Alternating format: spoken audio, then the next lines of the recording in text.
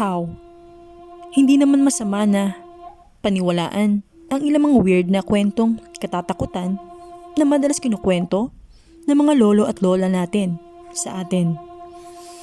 Isa akong tao na sa city lumaki at hindi nagpapahuli sa kung ano ang in sa society o nagtitrending.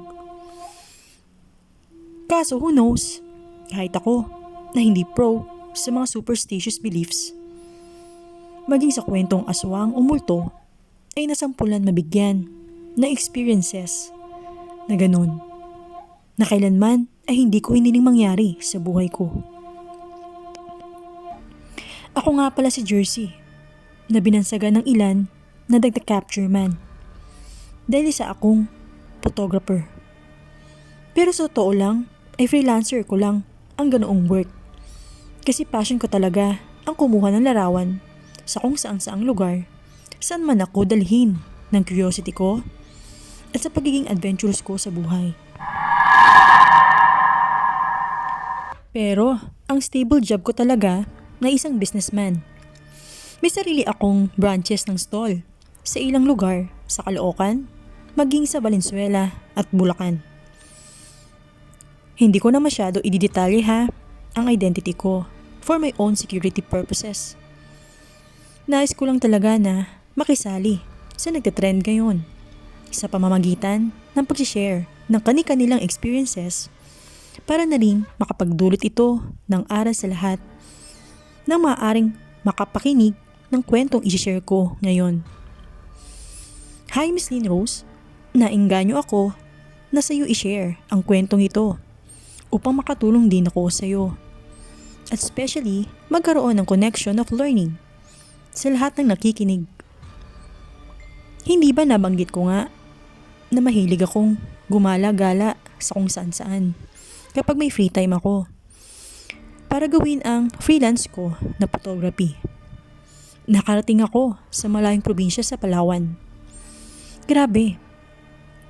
Halos nasulit ko nga ang paglilibot-libot doon at pagre-research ko para makahanap ng target model ko para na rin sa vlogging na ginagawa ko. Tama ang narinig nyo. Aside from photography, ay nagpa-vlog na rin ako sa YouTube.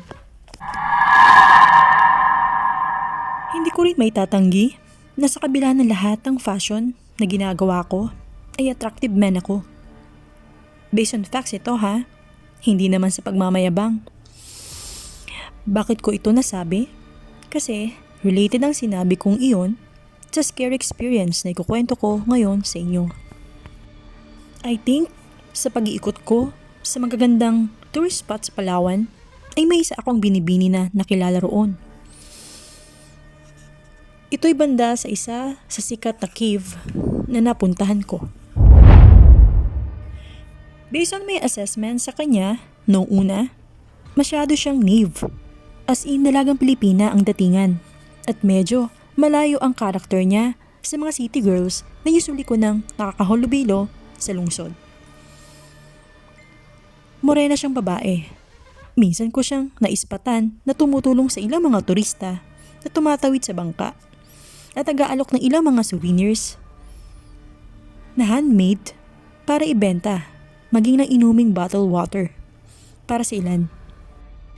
Agad akong na-capture sa napakagandang smile nito.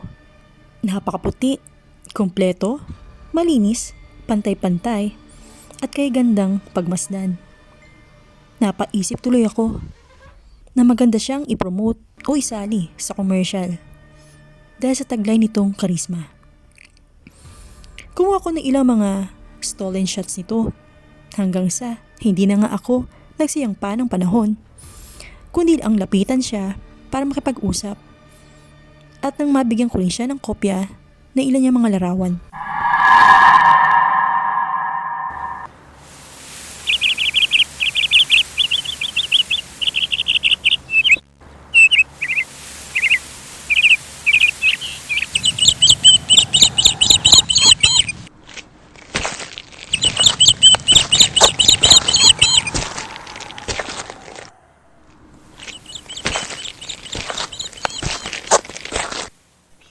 Hi sir, magandang umaga po. Baka gusto niyo pong bumili ng tubig? Napakainit po ng panahon ngayon eh. Meron po kami binibenta rito. Oo nga eh. Hindi pala sapat yung baong ko na tubig rito. Ipabili nga ng isa. Sige ho, sir. Wait lang po. Ito na po. Baka rin sir, gusto niyong bumili ng souvenirs? May mga handmade po kami na bracelets, maging na necklace, at pang-display po sa refrigerator na di-magnet. At marami pa pong iba. Matibay po ito at sulit naman ang ibabayad niyo kung sakali. Baka nais nyo lang po subukan na bumili. Oo, talaga? Patingin nga. Sige ho, sandali lang. Nice. Ang gaganda naman ng lahat ng ito. Ikaw ba ang gumawa ng mga yan? Yes po. Tapos yung ilan, ay ginawa rin ng nanay at mga kapatid ko. Nice naman. Napakamalikain pala ninyo ha. At inborn na ang pagiging artistic sa buong pamilya nyo. Maraming salamat po. Sige nga miss, pabili nga nitong bracelet. Sige ho, thank you ho. Nagsimula sa pag-alok nito sa akin na kanyang binebenta ang aming unang naging communication. Hanggang sa lumaon ay intentional kong sinabi na sa kanya ang kanyang makakabighani na natural na kagandahan. Inalok ko siya ng isang saglit na pictorial sa ilang scenery roon. At para ay mapapayag ko siya, ay sinabi ko na lamang na babayaran ko siya para sa oras na ilalaan niya sa akin. Kalaunan ay napapayag ko rin siya. Naghintay ako na maubos muna ang lahat ng binebenta niya. Kaya bandang 2:00 ng katanghalian, ay nagsimula kami sa shooting. Nasatisfied si Ria sa shooting namin matapos ng 15 minutes. Ganoon lang kabilis natapos ang ginawa naming pictorial. Ria ang nickname na ipinakilala niya sa akin. Matapos ko siya bayaran at mabigyan na ilang kopya ng kanyang sariling pictures, ay naghiwalay na rin kami ng landas. Lumipat ako sa isang lugar na kinasasakupan pa rin ng Palawan. Masyado ko talaga ini-enjoy ang paglilibot-libot sa lugar na yon. Isang tanghali ay busy ako na kinakalikot ang aking kamera habang naglalakad ako sa isang gilid ng kalsada. Nagtungo ako sa isang maliit na karinderya roon upang sana ay kumain ng lunch. May nakilala ako na isang pamilyar na mukha sa kalagitnaan ng aking pagkain. Hindi ko naiwasan na tumitig sa isang babae na nag-aabot ng mga pagkain na naroon sa loob ng kusina ng nasabing karinderya. Napaisip ako ng malalim kung sino yun hanggang sa nakilala ko na ito ay si Ria na nakilala ko last week sa isang famous cave na pinasyalan ko. Maya't maya ang paglingon ko sa kinaroroonan niya hanggang sa nagkaroon ito ng pagkakataon na magatid ng isang pagkain sa isang customer malapit sa aking kinaroroonan. Napadaan siya sa aking gilid. Saka nagsalubong ang aming mga mata. Bigla kaming nagkagulatan sa isa't isa.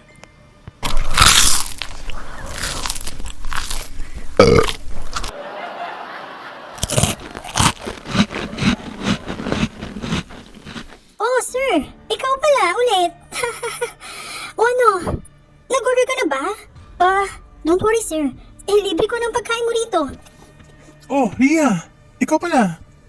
Sure ka? Oo naman. Nakakatuwa naman, sir. Muli tayo nagkita rito. Ano palang ginagawa mo rito? Ito, nagtatrabaho, sir. So, hindi ka na nagbebenta doon sa cave? Tuloy-tuloy pa rin yun, sir. Pero syempre, hindi ba? Kailangan natin na dumubli kayod. Nice! Sobrang sipag mo naman. Sa pangalawang pagkakataon, ay muli kaming nagkita ni Ria sa hindi inaasahang pagkakataon. Nagkwentuhan kami ng ilang mga bagay hanggang sa muli kami naghiwalay ng landas. Pero sa pangatlong pagkakataon, ay muli na naman kaming nagkita ni Ria sa ibang lugar at panahon. Napaisip na lamang ako sa aking sarili kung nagkakataon nga lang ba talaga ang lahat, kasi parang saan mang lugar na napupuntahan ko ay naroon parati siya. Sa paglaon pa ng mga panahon, ay doon na nga nagsimula ang mga creepy ko na experiences. Nang nagtuloy-tuloy na ang involvement ni Ria sa buhay ko. Hindi ko nga maipaliwanag, pero parang may kakaibang hatak sa aura ni Ria. Nung nagtuloy-tuloy na ang naging communication namin, dahil kinuha ko rin siya bilang tour guide ko sa iba't ibang tourist spots sa Palawan. Sa dami ng na-share nito, nakaalaman niya sa mga magagandang lugar na mayroon sa Palawan, ay madalas na ang pagsama-sama nito sa akin. Bukod pa roon, ay natulungan ko rin siya para magkaroon ng mas magandang kitaan as part-time. Ewan ko ba, pero habang lumalaon ang mga panahon, sa sunod-sunod na mga nagiging banding namin ni Ria, ay parang nagsiship na sa romantic relationship ang attachment namin sa isa't isa. Hanggang sa naging mag-MU na nga kami. Dumating na nga ako sa punto na nagkaroon na ako ng deep attachment sa kanya. Saka ko siya niligawan. Tama yung narinig, naging girlfriend ko si Ria. Pero ang weird, parang nabibilisan ako sa mga bagay-bagay na nagaganap sa pagitan naming dalawa. For a span of short time ng relationship namin, ay ewan ko ba, para nagmamadali si Ria na ipakilala kagad ako sa kanyang pamilya, maging sa kanyang buong angkan. Bumalik na pala ako sa Caloocan para matutukan ko na rin ang status ng mga businesses ko roon. Tapos, biglang gusto na kagad ni Rina na magpakasal sa akin. 2 months pa lang kami at LDR pa. Hindi ko sinabi kay Ria ang totoong identity ko. Dahil alam ko sa sarili ko na mga panahon na yon ay hindi pa ako sigurado sa kanya. One time, nag-uusap kami sa phone at na-open nga ni Ria na gusto na nito bumalik ako sa Palawan para dalawin sila at simulan na rin ang mamanhikan sa kanila.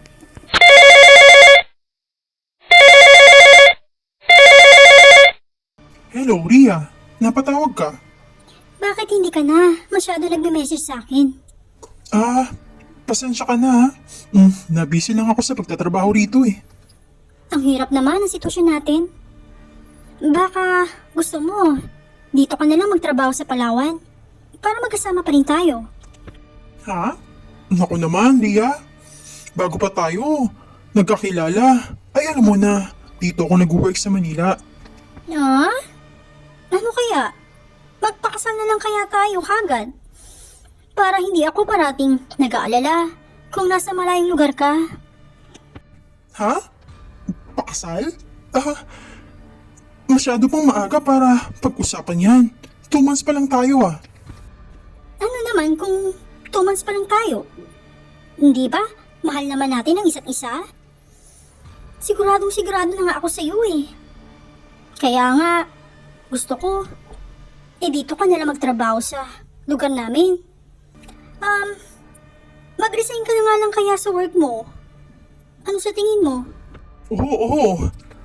Hinay-hinay ka lang, Ria. Huwag muna natin madaliin ang lahat. Hindi ko na kasi kaya ang lungkot eh. Kaya, please lang, baka, pwede ka namang umuwi rito next week. Sige na, mamanhikan ka na kagad sa pamilya ko. Kasi, nasabi ko na sa pamilya ko na gusto ko nang magpakasal eh. Sabi ko na rin para sa family ko na napag-usapan na natin yon. Pasensya ka na ha. Anong gagawin ko? Nakapagsabi na ako sa magulang ko. Ano? Ginawa mo yun? Unbelievable, Ria. Ano ka ba? Masyado ka nang nagiging possessive ba? Nakaka-pressure naman masyado ang mga dinidiman mo sa akin ngayon. Hindi naman masama siguro yung demand ko. Kung ayaw mo ma-depress ako ng tuluyan, susundin mo yung sinabi ko.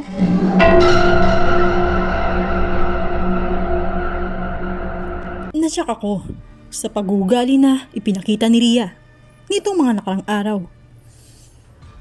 Nagsimula ito mula nang inabot ako ng halos 2 linggo dito sa Caloocan. Wala na nga akong nagawa sa dulo, kundi sundin ang nais ni Ria. Umabot ang araw na pagdalaw ko muli sa Palawan para bumisita sa lugar nila Ria, upang sana ay makilala ko rin ang kanyang pamilya. Napaaga ang landing ko sa airport dahil mas pinili ko na sumakay roon para mas mapabilis ang pagpunta ko roon. Habang hinihintay ko si Ria, ay naisipan ko muna na bumili sa gilid ng makakain. Bigla kong nakita si Ria sa isang sulok na may kasamang isang lalaki na hindi pamilyar sa akin. Tangka ko na nga sana siyang lalapitan, kaso hindi ko sinasadyang marinig ang naging pag-uusap nila. Napahinto ako sa pagliko at mas pinili kong pakinggan ang mga naging pag-uusap nila. Isang liko na lang, sana ay makikita na nila ako.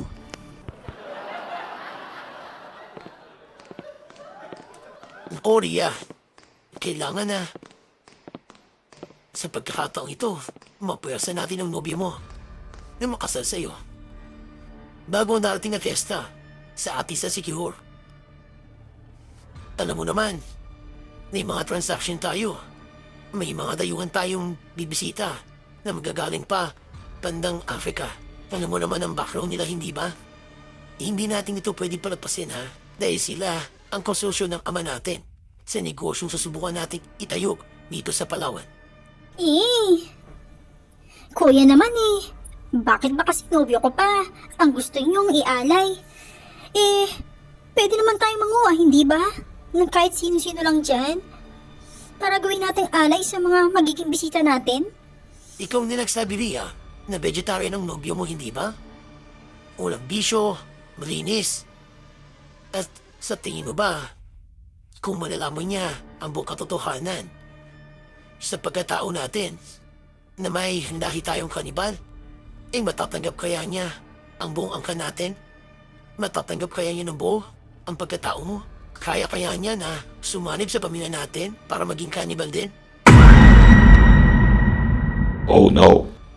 Pakiramdam ko ay nagpantig parehas ang 2 tainga ko nang hindi ko sinasadyang marinig ang laman ng kanilang naging pag-uusap ni Ria. Sa pagkakataong iyon, ay bigla akong umatras, saka nga ako nagtungo sa pinakamalapit na CR. Matagal akong nag-isip habang nakatitig lamang sa salamin ng zinc area. Maya't maya pa, ay biglang nag-ring ang aking phone. Nakita ko nga si Ria na tumatawag sa akin ng mga sandaling iyon.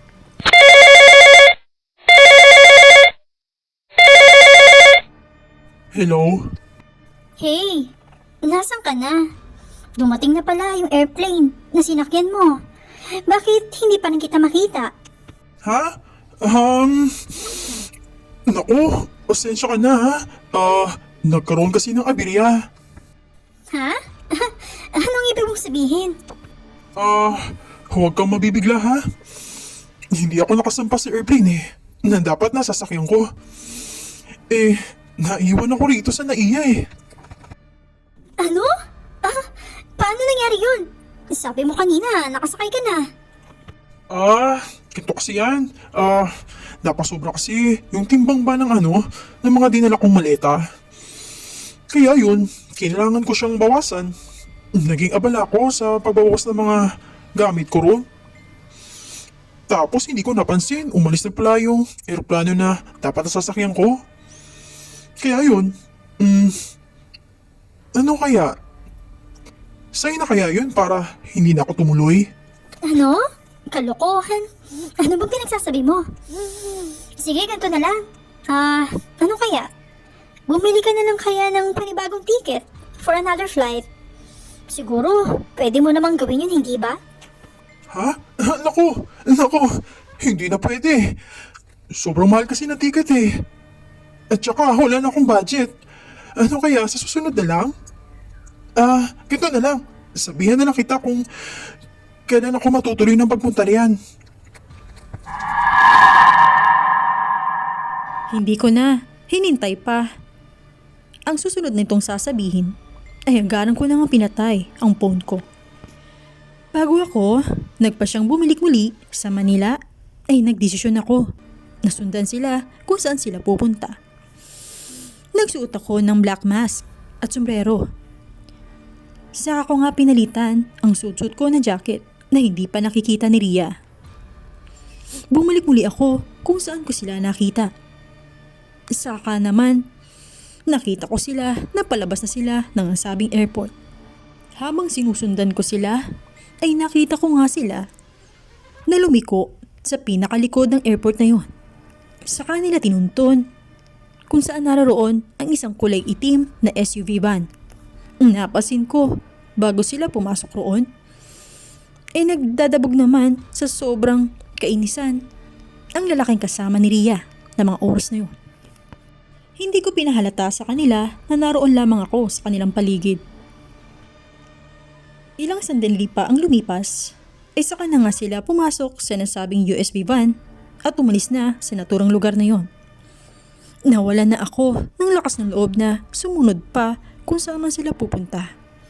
Dahil baka hindi na ako tuluyang makalabas sa lugar nila. Nang nakabalik na ako sa Caloocan, ay bigla ko na lamang pinuto lahat ng communication ko na mayroon kay Ria. Maging sa social media, tuluyan ko na nga siyang binura sa buhay ko. Isang araw, habang ako ay busy na naroon sa isang branch ng aking stall na business, ay nabalitaan ko na lang sa TV na may isang turista raw ang bigla na lang nawala sa Palawan. Huli itong nakita sa same cave na aking huling binisita roon. At dito na po nagtatapos ang aking sariling kwento. Hi po, kamusta po kayong lahat? Nagustuhan niyo po ba ang ating isinare na kwento sa inyo? True to life story? Kung ito inyong nagustuhan, huwag niyo po kalimutan na mag-subscribe, i-share ito, mag-like, at mag-comment sa aking YouTube channel kung may nais po kayong sabihin. Huwag niyo rin po kalimutan na i-click ang bell para always po kayong ma-notify sa mga susunod pa na experiences ng ating isi-share sa inyo. Maraming salamat po and have a good day!